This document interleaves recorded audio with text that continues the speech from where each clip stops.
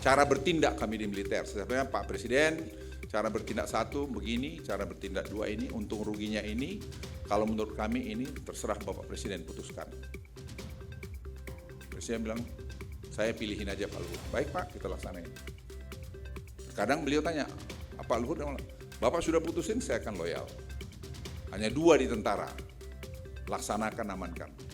Itu yang saya ajarkan dulu sama angkatannya Pak Edi itu. Tidak ada 2, kalian laksanakan, amankan, atau kau pensiun, resign.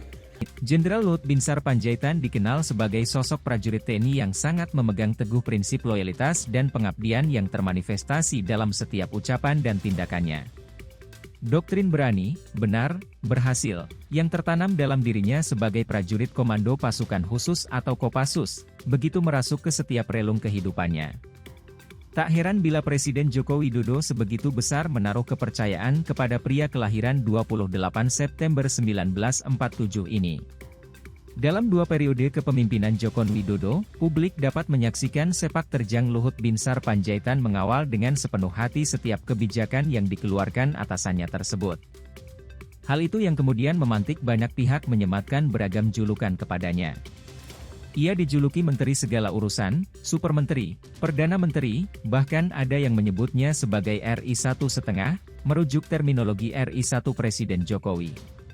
Tak hanya dalam ruang lingkup kerja, jenderal yang dianggap memiliki kecerdasan di atas rata-rata itu bahkan kerap bereaksi keras tatkala wilayah privat pimpinannya disinggung. Semua itu semata-mata ia tunjukkan sebagai bukti loyalitas dan pengabdiannya. Apa yang kita saksikan pada diri Luhut Binsar Panjaitan saat ini tak lepas dari lika-liku dan sejarah panjang perjalanan hidupnya, serta dengan siapa ia berguru di masa lalu. Luhut Binsar Panjaitan lahir dari tempaan seorang jenderal tempur yang dijuluki sebagai Raja Intelijen Indonesia, Jenderal Anumerta Leonardus Benyamin Murdani namanya, atau yang akrab disapa Beni Murdani atau Pak Beni. Dari Beni Murdani pula ia belajar banyak soal prinsip atau nilai kesetiaan kepada pemimpin yang sah, sebagaimana diamanatkan konstitusi.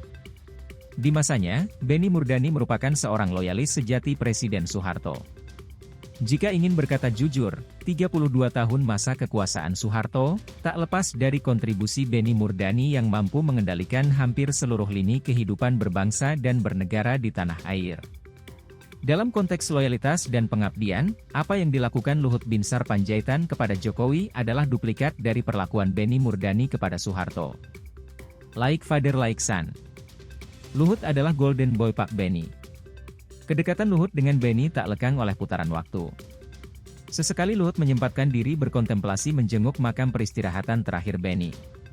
Pusara itu menjadi saksi bisu Luhut mengenang dialog yang kerap terjadi antara dirinya dengan Pak Beni. Momen itu diabadikannya melalui sebuah tulisan di media sosial. Suatu sore, saya tiba-tiba teringat kepada almarhum Jenderal TNI Purnawirawan Leonardus Benyamin atau Beni Moerdani. Salah satu jenderal tempur TNI yang saya kagumi. Saya memang sudah beberapa waktu tidak berziarah ke makamnya. Pada suatu pagi minggu lalu, saya memutuskan untuk berziarah ke Taman Makam Pahlawan Nasional Kalibata. Di pusara beliau saya memberi hormat penuh, lalu mendoakan agar arwahnya diterima di sisinya sesuai dengan amal jasanya sewaktu masih hidup. Kemudian saya sentuh batu nisannya. Saya baca tulisan di nisan itu, beliau meninggal pada 29 Agustus 2004, setelah dirawat beberapa waktu di RSPAD Gatot Subroto. Usianya 72 tahun. Relatif masih muda. Beberapa lama saya pandang pusaranya yang sederhana, sesederhana ribuan pusara lain di Taman Makam Pahlawan Kalibata, yang seolah mengisyaratkan bahwa bila wafat, hanya gundukan tanah seluas 1 kali 2 meter itulah yang tersisa. Betapapun kayanya seseorang, betapa berkuasanya sewaktu masih sehidup, hanya tanah itu yang menandakan bahwa ada sesosok manusia yang pernah hidup di dunia. Almarhum Pak Beni saya kagumi sejak saya masih perwira menengah TNI Angkatan Darat.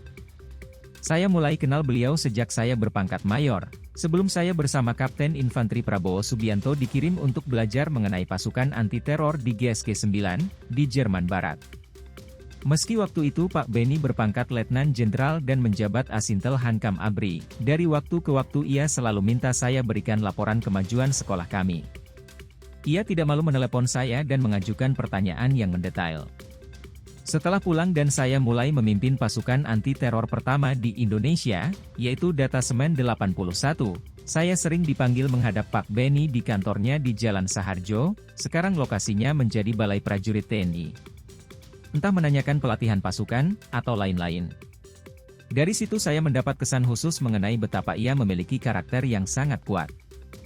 Auranya memancarkan wibawa, ditambah dengan wajahnya yang keras dan jarang tersenyum. Saya kagum bahwa loyalitas kepada pimpinan negara dan NKRI tidak perlu dipertanyakan lagi. Setiap kata atau tindakannya mencerminkan, menurut istilah masa kini, kesetiaan yang tegak lurus ke atas.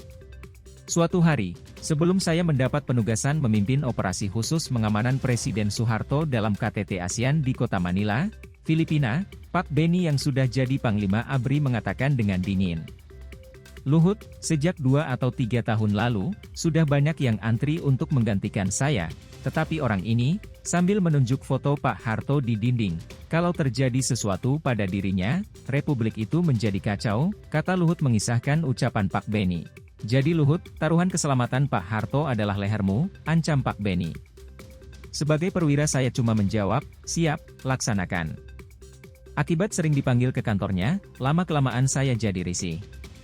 Kebanggaan dipanggil oleh Panglima ABRI mengecil, karena pasti banyak yang tahu, dan banyak pula senior saya yang tidak senang.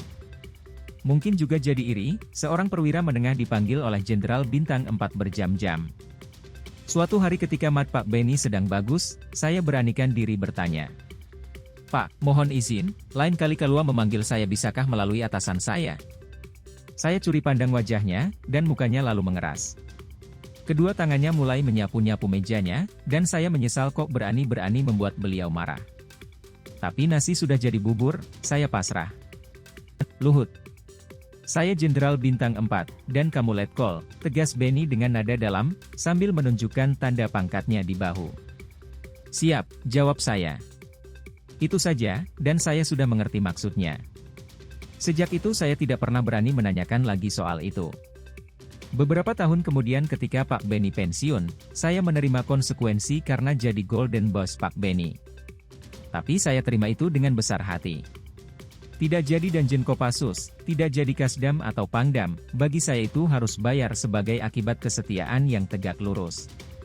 Dan saya bangga mampu menjalankan nilai-nilai yang diturunkan oleh Pak Benny kepada saya. Beberapa tahun kemudian, Pak Benny sudah tidak punya power lagi, kecuali jabatan sebagai Menteri Hankam yang tak bergigi. Saya berpangkat kolonel dan baru pulang dari pendidikan di NDU di Washington DC. Saya datangi kantor beliau, dan menanyakan kepada Pak Benny, rumor yang beredar di luar bahwa beliau sudah jauh dari Pak Harto. "Benar itu Luhut," katanya terus terang. Ia menjelaskan bahwa Presiden Soeharto marah kepadanya, ketika dengan cara halus mencoba mengingatkan bisnis yang dijalankan oleh putra-putrinya yang sudah kelewat batas di meja biliar. Pak Harto lalu tiba-tiba meletakkan stik biliar dan masuk kamar. Sejak itu, Benny Mordani tidak pernah dekat dengan presidennya. Tetapi asal kamu tahu ya Luhut, apapun sikap beliau, saya tidak pernah kehilangan kesetiaan saya kepadanya, ucap Benny. Saya ingat suatu hari tahun 1983, ketika hampir terjadi krisis keamanan yang melibatkan Prabowo, saya menyampaikan kasus itu kepada Menhankam atau Pangab Jenderal M. Jusuf yang juga saya kagumi.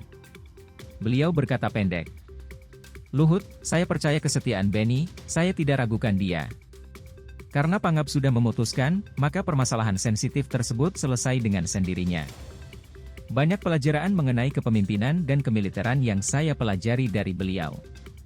Dan saya akui, karena pengaruh Pak Benny itulah yang membuat saya tertarik pada masalah-masalah intelijen, di antaranya dalam memelihara jaringan, networking dengan berbagai tokoh di dunia.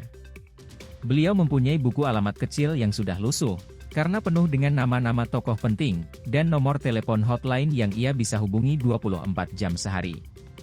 Kenangan manis bersama Jenderal Benny Murdani, saya tuangkan dalam biografi saya nanti. Untuk sementara saya hanya bisa katakan, rest in peace Jenderal Benny.